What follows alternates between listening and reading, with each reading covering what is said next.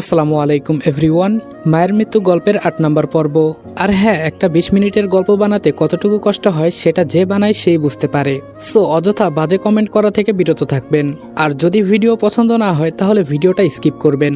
তো চলো বেশি কথা না বলে গল্প শুরু করা যাক।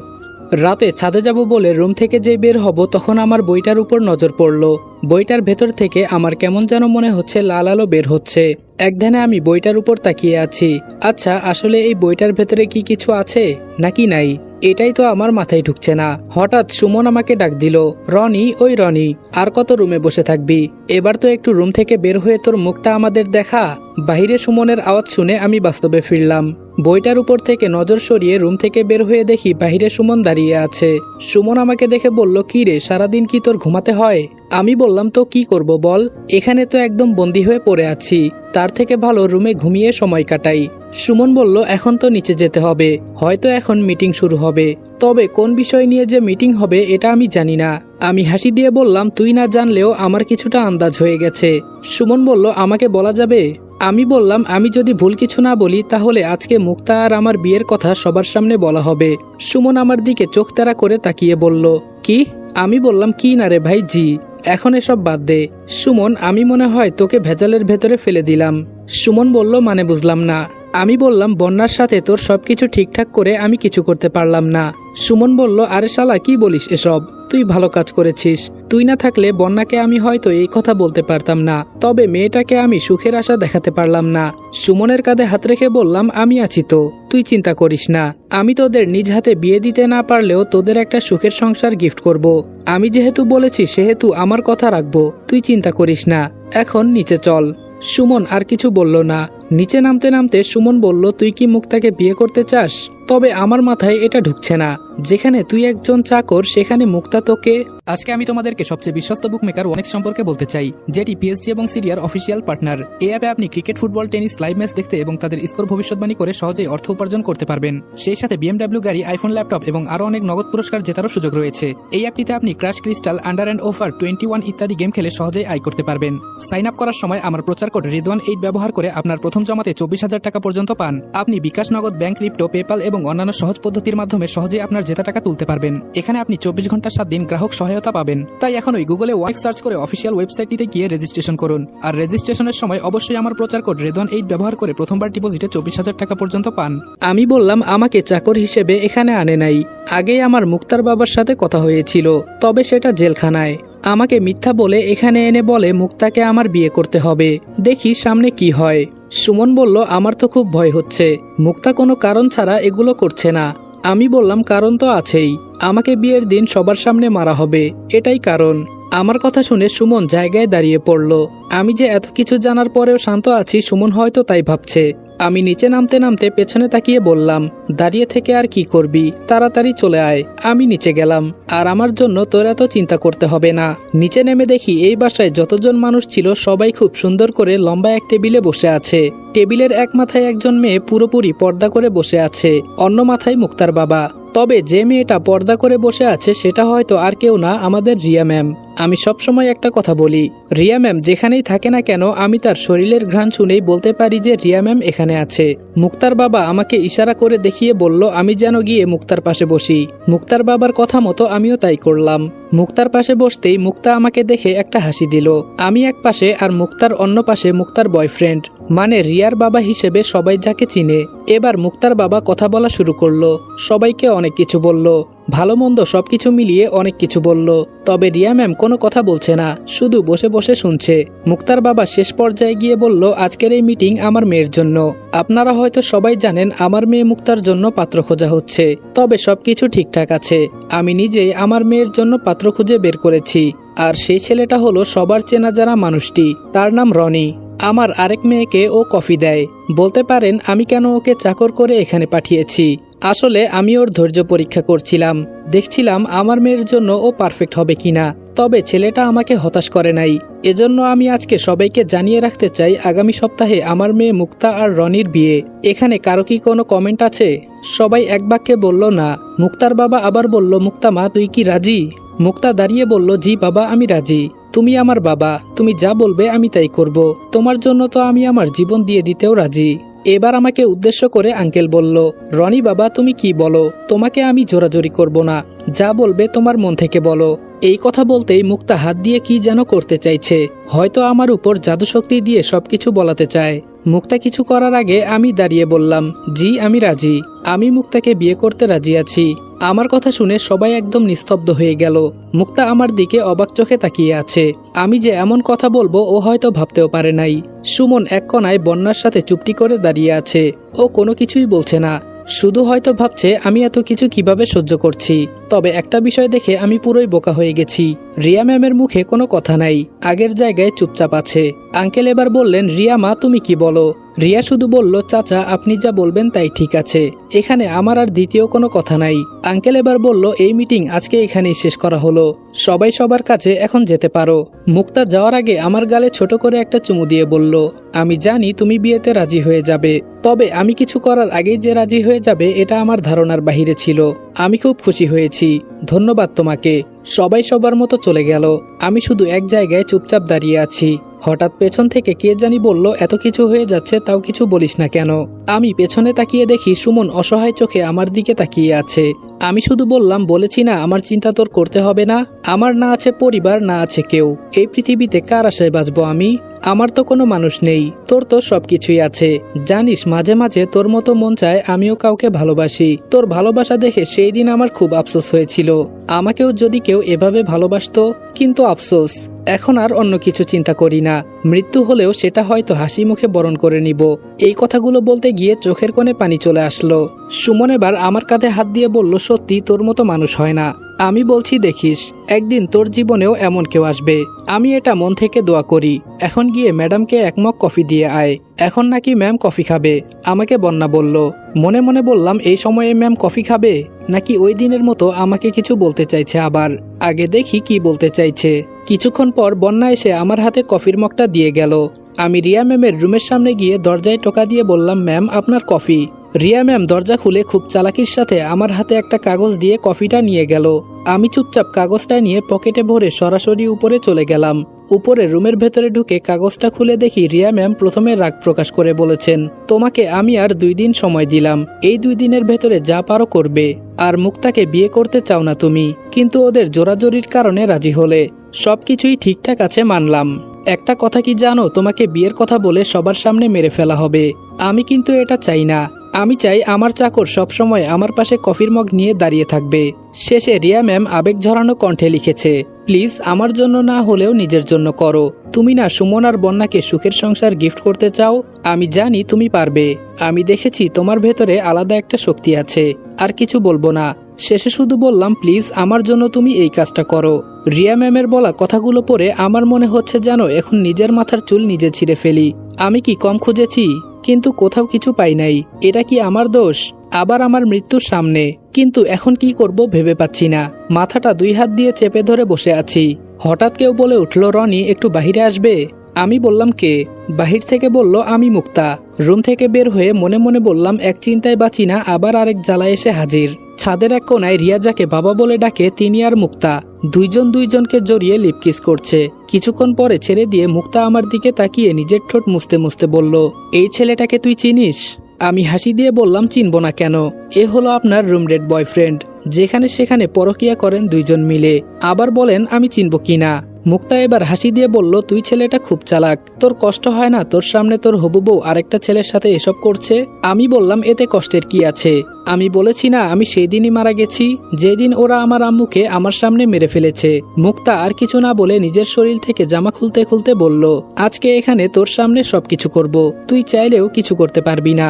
আমি যেই রুমে যাব মুক্তা পেছন থেকে বলল, রুমের দরজা বন্ধ, ওইটা আমি লাগিয়ে দিয়েছি, তুই চাইলেও ভেতরে যেতে পারবি না, এখন তুই বসে বসে মুড়ি খা। মুক্তার দিকে তাকিয়ে দেখি একদম নগ্ন অবস্থায় দাঁড়িয়ে আছে। আমি শুধু বললাম, মুরব্বীরা একটা কথা হামেশাই বলতো, কিছু কিছু মানুষ আছে যারা পশুর থেকেও নিকৃষ্ট, সেই মানুষগুলো আজকে আমি নিজের চোখে দেখলাম। এই বলে ছাদের এক কোনায় গিয়ে বসে পড়লাম। কোথাও তো আর যেতে পারবো না, তাই আর কি করার, এটাই বেটার হবে। কখন ঘুমিয়ে গেছি নিজেও বলতে পারি না। সকালে চোখ খুলে সামনে তাকিয়ে দেখি বন্যা আর সুমন আমার দিকে বড় বড় চোখে তাকিয়ে আছে। আবার সুমনের হাতে একটা মগ, হয়তো আমাকে জাগানোর জন্য পানি নিয়ে এসেছে। আমি লাফ দিয়ে উঠে বললাম, কি রে তোরা এত সকালে এখানে কি করিস? সুমন রেগে বলল, তোর কাছে এটা সকাল মনে হয়? শালা এখন 11টা বাজে। আমি চোখ বড় করে বললাম, কি? সুমন বলল, কি না জি। বন্যা এবার আমাকে রাগ দেখিয়ে বলল, তোমার জন্য আজকে আমার হাবি বকা শুনেছে। সারা রাত কি ঘোড়ার ঘাস কাটো যে এত ঘুমাতে হয়? আমি বললাম, আমার জন্য বকা শুনেছে মানে? কিরে সুমন, কি হয়েছে বলতো? সুমন আমার দিকে তাকিয়ে হাসি দিয়ে বলল, আরে থাক এসব বাদ দে, এখন ফ্রেশ হয়ে নিচে চল। আমি বললাম, বাদ দিব মানে? কি হয়েছে তাই বল। সুমন বলল, তোর জন্য অপেক্ষা করতে করতে অনেক বেলা হয়ে গিয়েছিল, এজন্য তোর হয়ে আমি ম্যামকে কফি দিতে গিয়েছিলাম। আমার হাত থেকে কফি নিল ঠিকই, কিন্তু আমাকে বলে গেল আর যেন দ্বিতীয়বার আমি তোর হয়ে কফি দিতে না যাই। আজকে যদি ম্যাম স্যারকে বলে দিত কি হতো বলতো? সারা রাত তুই কি করিস এটা বল। আমি বললাম, সরি রে সুমন, আমার জন্য তোকে বকা খেতে হয়েছে। আর সারা রাত কি আর করব, দেখলি না রুমে গিয়ে ঘুমাতে পারলাম না। আমাকে এখানে আটকিয়ে মুক্তা আর ওর বয়ফ্রেন্ড সারা রাত পরকীয়ায় লিপ্ত ছিল, তাই কোনো উপায় না পেয়ে চোখ বুজে এখানেই ঘুমিয়ে গেলাম। বন্যা এবার মোটা কণ্ঠে বলল, মুক্তার বয়ফ্রেন্ড আবার কে? আমি সিসি ক্যামেরায় ইশারা করে তাকিয়ে বললাম, তোমার হবু স্বামীর কাছ থেকে জেনে নিও, সুমন সব জানে। সুমন আমাকে ধরে বলল, হয়েছে, আর এত কথা বলতে হবে না, এখন ফ্রেশ হয়ে নিচে চল। আমি বললাম, আচ্ছা তোরা যা, আমি কিছুক্ষণের ভেতরে আসছি। বন্যা আর সুমন চলে যাওয়ার পর আমি দরজার কাছে গিয়ে ধাক্কা দিতেই দরজা খুলে গেল। রুমের ভেতরে গিয়ে মনে মনে বললাম, আমার কাছে আজকের দিন আর কালকের দিনটা সময় আছে, এর ভেতরে আমাকে যে করেই হোক রিয়া ম্যামকে নিয়ে এখান থেকে পালাতে হবে। কিভাবে যে কি করি তাই বুঝতে পারছি না, সময় তো চলে যাচ্ছে, মাগার কিছুই করতে পারছি না। ফ্রেশ হয়ে নিচে নামতেই দেখি মুক্তা এক কোনায় দাঁড়িয়ে ওর বয়ফ্রেন্ডের সাথে কথা বলছে। আমাকে দেখে কাছে এসে আমার হাত জড়িয়ে ধরে কানে কানে বলল, রাতে কেমন দেখলি? আমিও বোকার মতো বললাম, আসলে রাতে কি হয়েছিল আমার তো কিছুই মনে নেই। কি করব বল, এত ঘুমে ধরেছিল, কখন যে ঘুমিয়ে গেছি বলতেই পারি না। মুক্তা বলল, হয়েছে হয়েছে, তোর আর নাটক করতে হবে না, এখন চল, আমার বাবা তোকে ডাকছে। আমি বললাম, কেন, এত তাড়াতাড়ি কি আমাকে মারতে চাও নাকি? মুক্তা মুচকি হাসি দিয়ে বলল, তোরে বাহিরে দেখে অনেকটাই বোকা মনে হয়, কিন্তু তোর ভেতরে যে এত কিছু আছে সেটা আমি তোর সাথে কথা না বললে হয়তো বুঝতে পারতাম না। আমি বললাম, থাক আর এত বুঝতে হবে না, এখন চলেন দেখি আপনার বাবা কি বলে। আচ্ছা, আপনার এই বাবার সাথে কতবার এক রুমে ছিলেন? মুক্তা আমার কথা শুনে আমার দিকে চোখ লাল করে বলল, সীমা ছাড়িয়ে যাবি না রনি। আমি এবার হাসি দিয়ে বললাম, আমার কাছে কিছুই লুকাতে হবে না, আমি সব জানি, এখানে তোমার কথা মতো সব চলে। রিয়ার বাবা আর তোমার বাবা বলে সবাই যাকে চিনে তারা হলো তোমার দেহ। ওই যে সবাই কি যেন বলে না, মনে নাই, তবে তুমি যে এতটা খারাপ আমি তা জানতাম না। মুক্তা কিছু না বলে চুপচাপ আমার হাত ধরে আমাকে একটা রুমের ভেতরে নিয়ে গেল। এখানে মুক্তা আর আমি ছাড়া ওর দুই বয়ফ্রেন্ড দাঁড়িয়ে আছে। মুক্তা দরজা বন্ধ করে আমাকে উদ্দেশ্য করে বলল, ওদের আসল রূপ কি তুই দেখতে চাস? আমি বললাম, না, আমার কিছুই দেখার দরকার নেই, এখন আমাকে কি বলতে চাইছিলে তা বলতে পারো। মুক্তা হাত দিয়ে ইশারা করতেই ওর দুই বয়ফ্রেন্ড অদৃশ্য হয়ে গেল। এবার মুক্তা আমার দিকে তাকিয়ে বলল, খুব তাড়াতাড়ি তোর মৃত্যু হবে, ভয় করে না তোর? আর তুই এসব জানলি কি করে? আমি বললাম, আমি এসব জানলাম কি করে এটা জেনে তোর কোনো লাভ নেই, আর আমি এটাও জানি বিয়ের দিন তুমি সবার সামনে আমাকে মারবে। মুক্তা বলল, শুধু মারবো না, মারার পর তোর শরীরের টুকরোগুলো দিয়ে অনেক কিছু করব। আমি বললাম, সে তুমি যা ইচ্ছা তাই করো, আমার কোনো আপত্তি নেই, শুধু একটা প্রশ্ন, তুমি আমার আম্মুকে কেন মারলে? এবার মুক্তার মুখটা কালো হয়ে গেল। মুক্তা কি যে বলবে তার কোনো ভাষা খুঁজে পাচ্ছে না, হয়তো ভাবছে আমি এগুলো জানলাম কি করে। মুক্তা তোতলাতে তোতলাতে বলল, কি সব বলছিস তুই?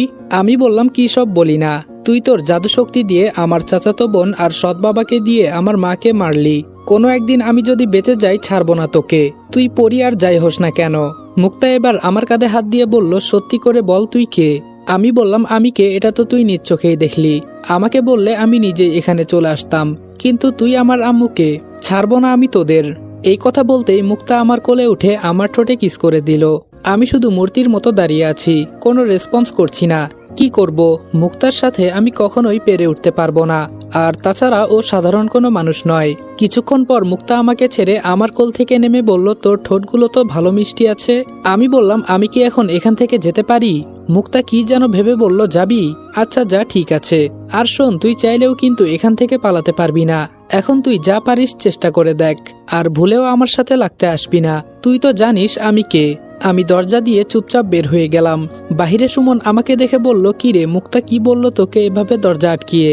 আমি সুমনের দিকে তাকিয়ে বললাম, আমি এখন রুমে যাচ্ছি, আজকে অন্তত আমাকে বিরক্ত করিস না, মেজাজ এমনি আমার অনেক গরম হয়ে আছে। এই কথা বলে উপরে উঠতে লাগলাম। সুমন আমার দিকে বোকার মতো তাকিয়ে আছে, তাকিয়ে থাকার কথা, কারণ আমি আজ পর্যন্ত সুমনের সাথে এভাবে রেগে কখনো কথা বলি নাই। মুক্তার রাগ সুমনের উপর ঝাড়লাম। রুমের ভেতরে গিয়ে দরজা ভালো করে বন্ধ করে দিলাম। আজকে আমি বের করেই ছাড়বো কোথায় কি আছে না আছে। রুমের যতগুলো জিনিস ছিল সব এদিক সেদিক ফেলে উলটপালট করছি, কিন্তু কোথাও কিছু আমার নজরে পড়ছে না। টানা 2 ঘন্টা সময় নিয়ে রুমের প্রতিটা কোনায় কোনায় খুঁজলাম, কিন্তু কোথাও কিছু পাই নাই। রাগে আমার মাথা দিয়ে ধোয়া বের হচ্ছে। তাহলে কি রিয়া ম্যাম আমার সাথে মিথ্যা কথা বলল? কি জানি। অনেকক্ষণ রুমের এক জায়গায় বসে চিন্তা করছি, আবার কি খুঁজে দেখব নাকি না। হঠাৎ আমার একটা কথা মনে হলো। আমি যখন এই রুমে এসেছিলাম তখন একটা বই ছিল, কিন্তু এছাড়া এখানে আর কিছুই ছিল না। তার মানে কি? এবার খুশিতে আমার নাচতে ইচ্ছে করছে। তার মানে আমি এখান থেকে পালানোর রাস্তা পেয়ে গেছি। আরে কি পেয়ে গেছি? যদি এটা না হয় এত খুশি হয়ে লাভ নেই। বইটার সামনে গিয়ে তাকিয়ে বললাম, ধরবো নাকি ধরবো না। কাপা কাপা হাতে বইটা নিলাম। বইয়ের প্রথম পৃষ্ঠায় লেখা আছে, পরিজগতের যত শক্তি ছিল সবটা দিয়ে আমি এই বইটা তৈরি করেছি। একবার যে এই বই হাতে নিবে সে হয়ে যাবে এই সমস্ত শক্তির অধিকারী। মনে মনে বললাম, কি সব উল্টাপাল্টা শক্তি মুক্তির কথা বলছে, আগামাথা কিছুই ঢুকছে না। বইয়ের দ্বিতীয় পাতায় লেখা, এই বইটা সবসময় তার ভেতরে থাকবে। সে যেমন মনে মনে চাইবে তাই কিছুক্ষণের ভেতরে হয়ে যাবে। বইটা আমি অনেক কষ্ট করে একটু একটু করে শক্তি দিয়ে তৈরি করেছি, কিন্তু কে জানতো এটা আমার জন্য অভিশপ্ত হয়ে যাবে। এসব কি যে মন গড়া কাহিনী। যে এই বইটা লিখেছে সেই এসব জানে। আমার তো এখান থেকে পালানোর রাস্তা দরকার। বইয়ের পরের পাতায় কি জানি মন্ত্রতন্ত্র লেখা, তবে এগুলো পড়তে পারছি না। এক এক করে বইয়ের প্রতিটা পৃষ্ঠায় খোঁজার চেষ্টা করছি কোথায় কি আছে। হঠাৎ আমার নজর পড়ল বইয়ের মাঝের 2 পাতায়। এক পৃষ্ঠায় লেখা আছে, বাঁচতে নয় মরতে চাই। অন্য পৃষ্ঠায় লেখা আছে, মরতে না বরং বাঁচতে চাই। হঠাৎ আমার মোবাইলের মেসেজের কথা আর সুমনের কথা মনে পড়ে গেল। ওরা বলেছিল মৃত্যু থেকে নয় বরং বাঁচা থেকে মরো, তাহলে নাকি আমি বাঁচতে পারবো। তার মানে এটাই এখান থেকে পালানোর রাস্তা। বাঁচতে না বরং মরতে চাই। প্রথম লাইনে লেখা আছে, প্রথমে পূর্ব প্রান্তে যাবে। কতটুকু যেতে হবে তা লিখে নাই। পরে লিখলো, তবে আধা ঘন্টার ভেতরে গেটের সামনে যেতে হবে, নইলে সবাই মায়াজালে আটকে পড়বে। যদি সময় মতো যেতে পারো সেখানে, তাহলে তুমি তোমার নিজের রাস্তা নিজেই খুঁজে বের করে নিতে পারবে। শেষ লাইনগুলো এমন ছিল, দেখে মনে হবে সমুদ্র, কিন্তু এটা তার মনের ভুল। হয়তো জীবন দাও, না হলে নতুন জীবন নিয়ে নাও। এই পর্যন্ত লিখেই এটা শেষ। মনে মনে বললাম, এটাই এখান থেকে পালানোর রাস্তা। আর পরে কি করব? যেই বইটা বন্ধ করলাম, বইটা থেকে লাল আলো বের হয়ে আমার ভেতরে ঢুকে বইটা অদৃশ্য হয়ে গেল। এটা দেখে ভয়ে আমার শরীরের প্রতিটা লোম দাঁড়িয়ে গেছে। তাড়াতাড়ি শরীরে যা কাপড় ছিল সব খুলে ওয়াশরুমে ঢুকে পড়লাম। শরীরে ইচ্ছামতো পানি দিতে লাগলাম। আমার ভেতরে তো আবার কিছু ঢোকে নাই। না না, এটা আমার মনের ভুল। কোনো রকম শরীর কাপড় দিয়ে ঢেকে রুম থেকে বের হয়ে গেলাম। ভাবলাম আজকে পালাবো না, যা করতে হবে কালকেই করব। কোনো রকম শরীর কাপড় দিয়ে ঢেকে রুম থেকে বের হয়ে গেলাম। ছাদ থেকে নিচে নেমে সুমনকে খুঁজতে লাগলাম, কিন্তু শালারে তো আজকে কোথাও দেখছি না। কোথায় গেল? কিচেন রুমে গিয়ে দেখি বন্যা একা একা রান্না করছে। পেছন থেকে আমি বন্যাকে বললাম, বন্যা, সুমন কোথায়? বন্যা আমার দিকে তাকিয়ে বলল, কি জানি কোথায় ঘুরে বেড়াচ্ছে। কিছুক্ষণ আগে তো আমরা 2 জন মিলে বাগান থেকে ঘুরে এলাম। আমি বললাম, ওহ তাই বলো, তা সুমনকে বিয়ে করবে কবে? বিয়ের কথা শুনে বন্যার মুখটা কালো হয়ে গেল। আমি বললাম, কি হলো বন্যা, মুখটা এমন কালো করলে কেন? বন্যা কান্না সুরে বলল, ভালোবাসলে কি আর বিয়ে করা যায়? অনেক ইচ্ছা ছিল ওকে নিয়ে সুখের একটা সংসার করব, কিন্তু এখানে থাকলে কোনো কিছুই সম্ভব না। আমি হাসি দিয়ে বললাম, এত চিন্তা করো কেন? আমি যেহেতু আছি সেহেতু তোমাদের বিয়ে হবেই। খুব শীঘ্রই তোমার এই মনের আশা আমি পূরণ করব। কি রে, তোরা 2 জন মিলে কি যুক্তি করিস? পেছনে তাকিয়ে দেখি সুমনও চলে আসছে। বন্যা বলল, কি আর যুক্তি করব? তোমার বন্ধু আমাদের বিয়ে কবে হবে তাই জিজ্ঞাসা করছে। সুমন আমার কাছে এসে বলল, তাই নাকি? এবার আমি সুমনকে বললাম, সুমন এইদিকে শুনতো। সুমন বলল, হুম বল, কি বলবি? আমি সুমনের কানের কাছে মুখ নিয়ে বললাম, কালকে রাতে আমরা এখান থেকে পালিয়ে যাব। তুই এক কাজ করবি, কালকে বিকালে খাবারের সাথে ঘুমের ওষুধ মিশিয়ে দিবি। এটা যেন কয়েক ঘন্টা পর কাজ করে, তাহলে আমাদের সুবিধা হবে। এই বলে আমি সুমনের কান থেকে মুখ সরালাম। সুমন বোকার মতো আমার দিকে তাকিয়ে বলল, এটা কি সত্যি? আমি বললাম, তবে কি আমি মিথ্যে কথা বলছি শালা? সুমন বলল, কিন্তু তুই যা বললি ওটা কিভাবে আনবো? আমি বললাম, তুই তো এখানে পুরাতন, তাই তোর কথা হয়তো ওরা রাখবে। ঔষধের কথা বলে নিয়ে আসবি, যাতে কেউ বুঝতে না পারে। সুমন বলল, কিন্তু আমার তো ভয় হচ্ছে রনি। আমি বললাম, তাহলে এখানে পচে মর, তোর আর বিয়ে করতে হবে না। আমি সবকিছু তৈরি করেছি, এখন শুধু তুই। বন্যা সুমনের দিকে তাকিয়ে বলল, 2 বন্ধু মিলে কি যুক্তি করছো? সুমন হাসি দিয়ে বলল, কিছু না। আমি বললাম, আচ্ছা সুমন, আমি গেলাম, আর আমার উপর ভরসা রাখ। এই কথাটাই বলতে এখানে আসছি, তুই কিন্তু আমাকে হতাশ করবি না। এই বলে কিচেন রুম থেকে বের হলাম।